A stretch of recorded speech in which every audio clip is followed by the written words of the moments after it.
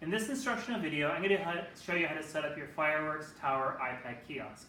It comes in three separate pieces. You have a base plate here, which connects to this long pole, and then on top of the pole is this round unit that contains your iPad. This unit also comes with fabric bags to hold the round head and the square base or rectangular base, and a long ski bag to hold the pole right here.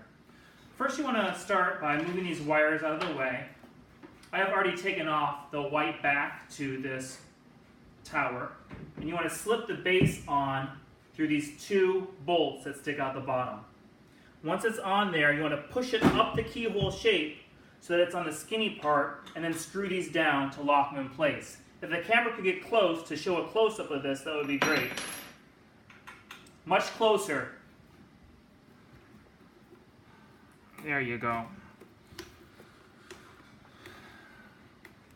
You'll notice at the bottom of this base is a power cord. This power cord connects so that the lights around the base will light up in a moment. I'll show you how to do that. On the inside of this pole towards the bottom are two magnets. When you're done using the Allen key, you want to place it back on the magnet so the next time you need to use it, it will be available and not get lost. This is a 12-volt power supply with three power connectors on the end that comes with the unit. One of these will plug directly into the base here,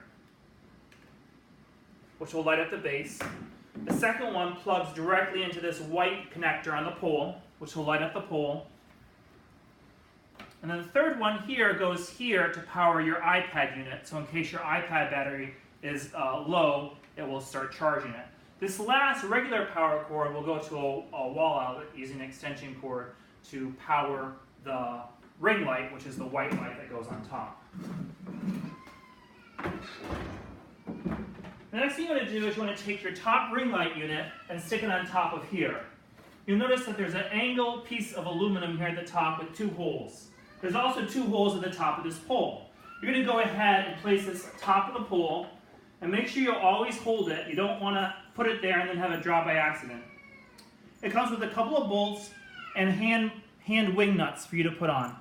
So we're going to go ahead and put these on the top here.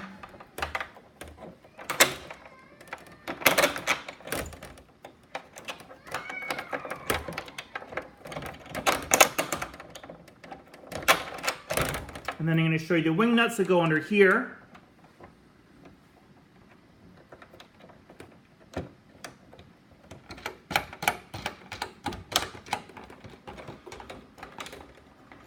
You only really need one, but it doesn't hurt to have the second one for security. And then when you're packing this unit up, I highly recommend that when you take these off, you just don't stick them in your pocket. I would put them back into this aluminum bracket and put the nuts back on so they don't get lost. If the camera could roll around to the front here again. So this basically is most of the setup. The last thing you want to do is take this white iPad charging cord and bring it around the back of this ring light, stick it through the hole that's at the bottom of this ring light, and then stick it into your iPad here to charge it. Now if you have a 100% charged iPad battery, then it'll probably last about for 4 hours for your event. Especially if you turn the brightness down on the iPad. Actually, let me shove this up a little bit. There'll be a little more room to plug this cord in. Okay.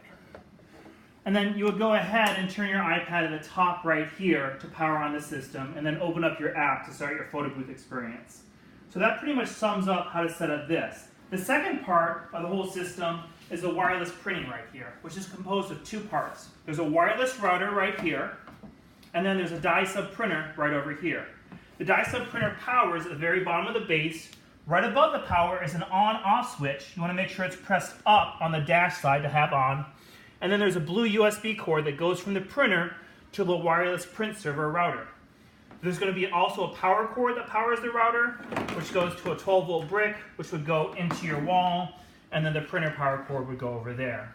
To turn on the wireless router, you would just press this button right here, and once that's on, it takes about 1 to 2 minutes to boot up, and then the printer turns on automatically, and you would connect to this wireless router's access point, which will be named something like DNP or something. And then there's also a password that comes with the paperwork with this router that I highly recommend you write on the bottom of the router so that it's always handy. You don't have to look it up.